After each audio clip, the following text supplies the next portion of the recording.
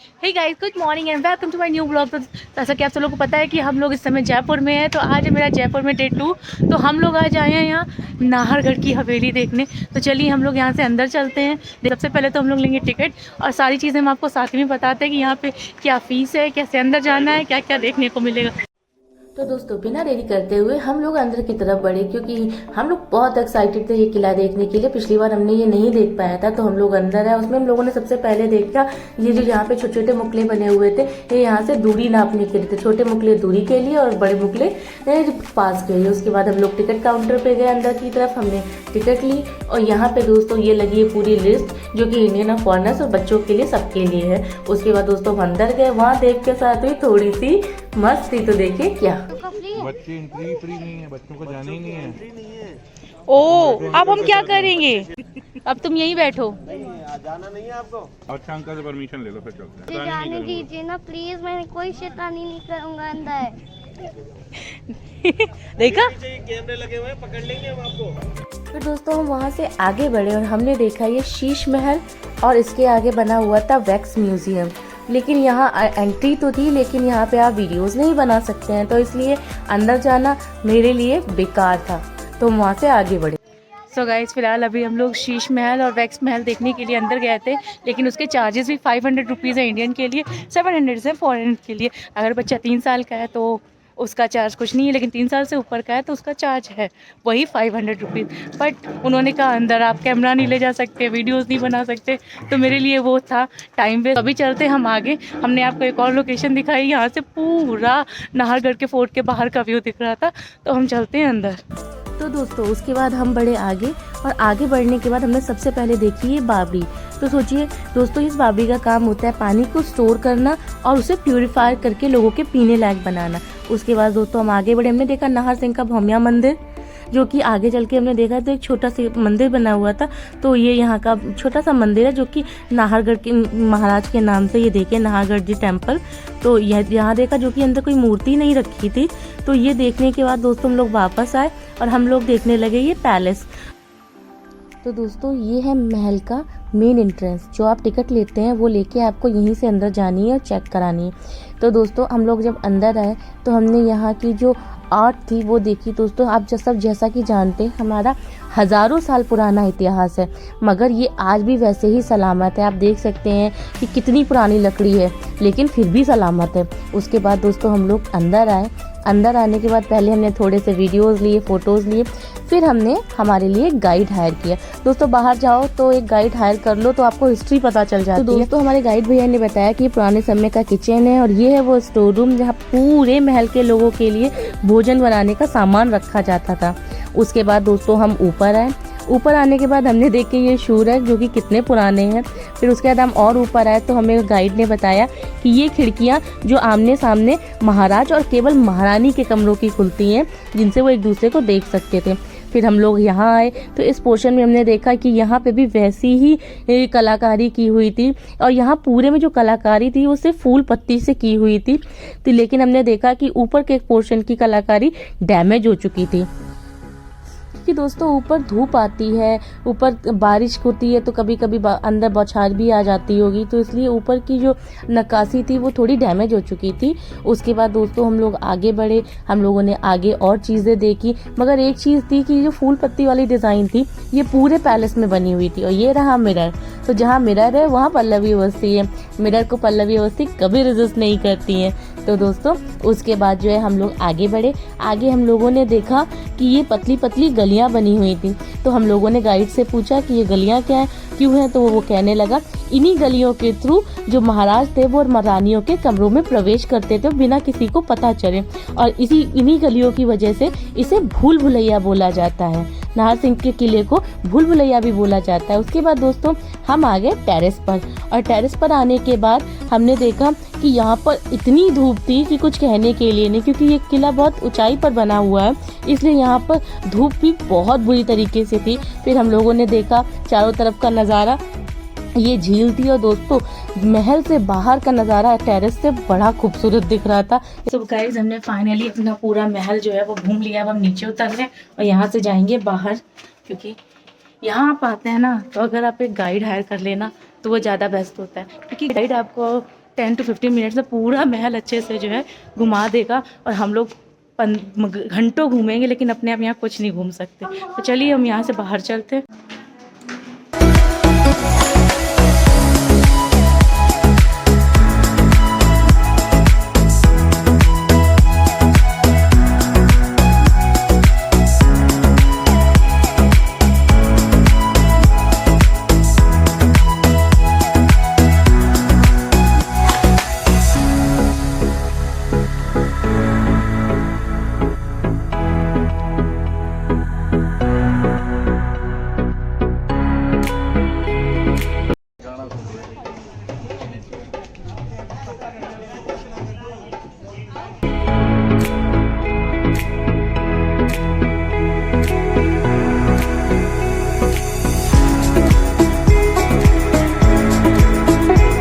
अभी हम जहाँ पे खड़े हैं यहाँ की जो बैक लोकेशन है वो बिल्कुल जल महल की है।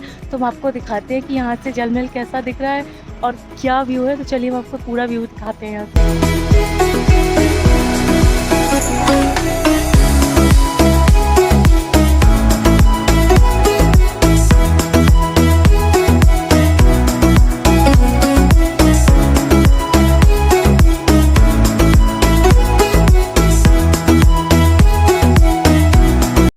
गाइस फाइनली हमने नाहरगढ़ का जो किला है वो अभी कंप्लीट कर लिया है, उसका पूरा टूर हो चुका है। तो अब हम जा रहे हैं जयगढ़ का किला।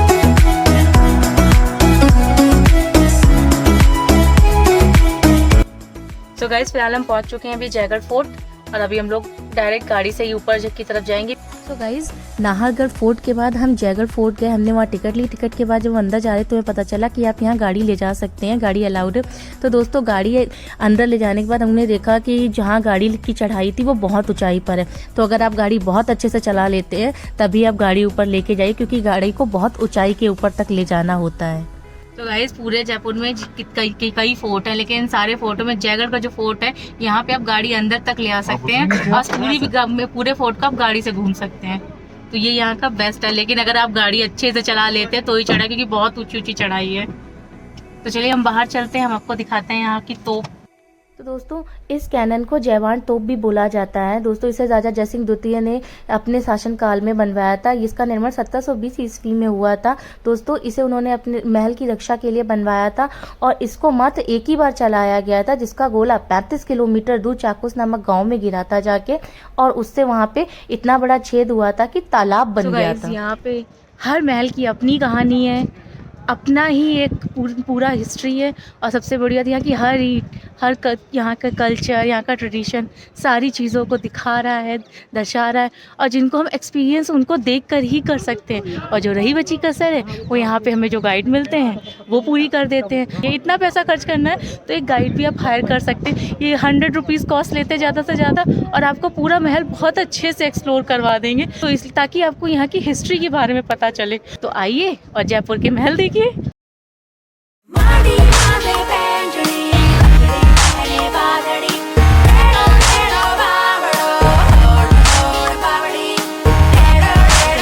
जिस जगह पे खड़े हैं तो आप मेरे पीछे ये जो जगह है देख सकते हैं, विंडोज़ हैं। तो ये यहाँ पे छोटे छोटे जो छेद हैं ये सिर्फ इसी काम के लिए होते थे कि कहाँ से कितनी दूरी का अंदाज़ा लगाना, ये देख सकते हैं आप। तो ये इस काम के लिए होते हैं। सो गाइस उसके बाद हम पहुंचे टाका टैंक। तो दोस्तों टाका टैंक की खासियत ये है कि इसमें पूरे महल के लोगों के लिए पहाड़ी से जो पानी आता था उसे स्टोर करने का काम करता था। और दोस्तों इसका दूसरा काम ये भी था कि इसके अंदर खजाना भी छुपाया जाता था पहले, और इसके अंदर कई कमरे अंदर बनाए गए थे जिनमें खजाना छुपाया जाता था और उसमें अलग से जाने का एक रास्ता भी था। अभी हम जिस जगह पे आए हैं इस जगह को कहते हैं टाका टैंक। बेसिकली ये लोग हमारे यहाँ का आज के समय का वाटर प्यूरिफायर बोल सकते हैं। उसके बाद जो है ये खजाना छुपाने के भी काम में आता था पुराने समय में। सो गाइस अभी हम लोग आए हैं जयगढ़ में 10% यहाँ पे शस्त्रागार है। एक ये म्यूजियम है जहाँ पे सारे उनके शस्त्र वगैरह रखे हैं, तो वो आप उसको सारे दिखा देते हैं।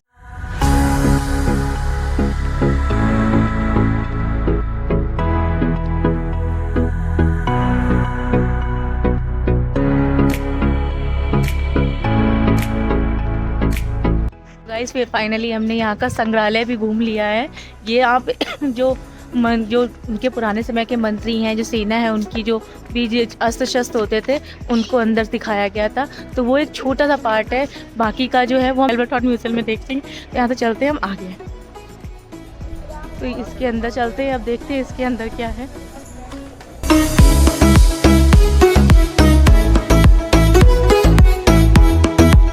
The bottle challenge.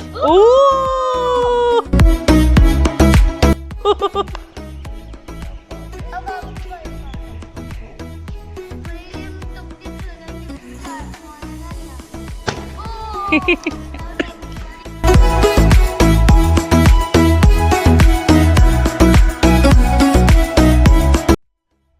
तो द गाइस, इस किले के अंदर कैनन फैक्ट्री भी है दोस्तों। जयवान तोप का निर्माण इसी फैक्ट्री के अंदर किया गया था। और दोस्तों बेसिकली इस किले का निर्माण आमेर किले की सुरक्षा के लिए किया गया था। तो दोस्तों अभी आप देख सकते हैं कि इसकी हालत थोड़ी बुरी हो चुकी है, क्योंकि काफ़ी पुराना है। जिस विंडो पर बैठे हैं ना, वहाँ से आपको दिखाते हैं कि आमेर का जो किला है ना वो पूरा दिखता है। तो देखिए हम आपको दिखाते हैं, ये है वो विंडो, वो देखिए गाइस पूरा किला दिख रहा है। ये देखिए पूरा आमेर का किला यहाँ से साफ दिखता है। ये देखिए दोस्तों,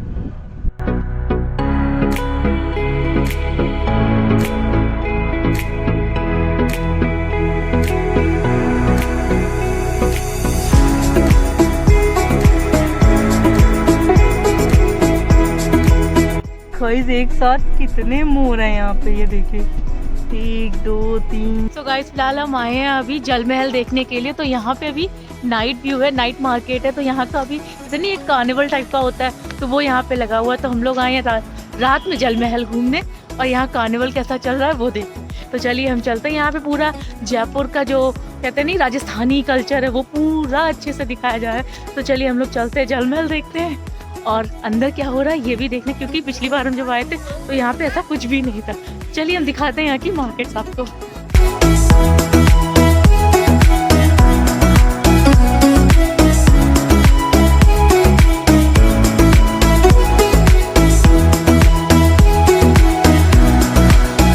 प्रॉब्लम ये है कि हमने सोचा था जैसे कि हम लोगों ने जब वहाँ पे हवा महल देखा था रात में, उस पर बहुत अच्छी लाइटिंग थी, बहुत अच्छा व्यू आ रहा था। तो हमने सोचा था शायद जल महल भी रात में बहुत अच्छा लगेगा, मगर जल महल में कोई लाइटिंग नहीं है। तो इसलिए हम लोग यहाँ से मार्केट देखते हैं, जल महल कल दिन में ही देखेंगे आके।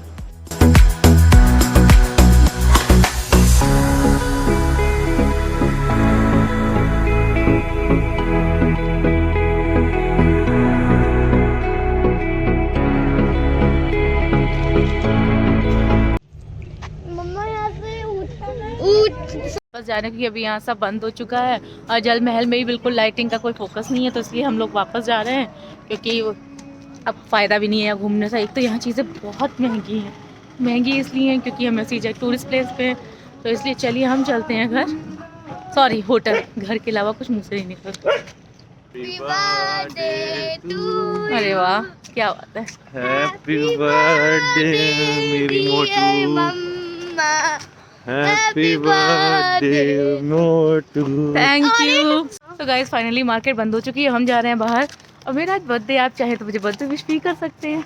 गाइस कमेंट में हैप्पी बर्थडे पल्लवी कह रहा है हैप्पी बर्थडे पलवली लिख देना। पल्लवी फुल कह दो कमेंट में हैप्पी बर्थडे पल्लवी। ये आधी रात में हैप्पी बर्थडे फुल कर दो, कमेंट में चिल्ला रहा है। ये कुछ भी अरेंजमेंट नहीं किए, ऐसा हम मान नहीं सकते। बताओ तुम लोगों ने क्या मेरे लिए अरेंज किया है, बता दो। ऐसा तो नहीं हो सकता कि मेरा बर्थडे हो तुम लोगों ने मेरे लिए कुछ अरेंज ना किया हो। हमें याद नहीं आ रहा, लेकिन आपने पक्का कुछ तो अरेंज किया था। अच्छा अब तुम मेरी क्यूरियोसिटी जगा रहे हो। Happy birthday to you, happy birthday